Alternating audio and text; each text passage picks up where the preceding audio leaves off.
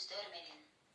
Ардактуу замандаштар, мугалимдик кесипти аркалаган кесиптештер жана окуучу достор, саламатсыздарбы? Азыркы кезде ар бирибиз үйдө бол деген чакырык менен үйдө окуп, үйдө үйрөнүп, үйдө отурган кез. Аралыктан окутууда мугалимдер үчүн да, окуучулар үчүн да эч кандай кыйынчылык жаратпайт деп ишенем.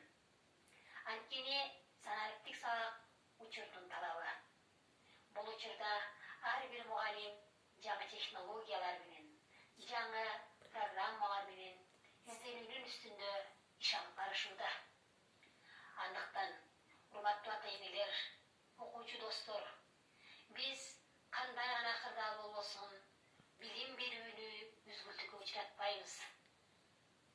Бүгүнкү күндө медицина кызматкерлериби, ички иштер органдарынын кызматкерлериби, деги эле кайсы кесип ээси болбосун активдүү иштөөдө.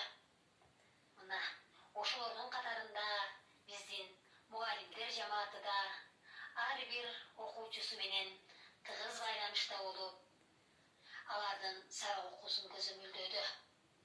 Ошондуктан, урматтуу ата-энелер, сиздерге айтарым, балаңыздын сабак окуусуна шарт түзүп бериңиз жана ар бир сабагын көзөмөлгө алып, көмөгүңүздү көрсөтүңүз. Аларды эч качан катуу сөз менен тилдеп урбаңыз. Урматтуу кесиптештер, сиздер билим берүүдө дагы да кайраттанып, кайратыңыздардан табылбаңыздар. Кадырман кыргыз калкым, сөзүмдүн аягында сиздердин ар бириңиздердин үй бүлөңүздөргө тынчылык,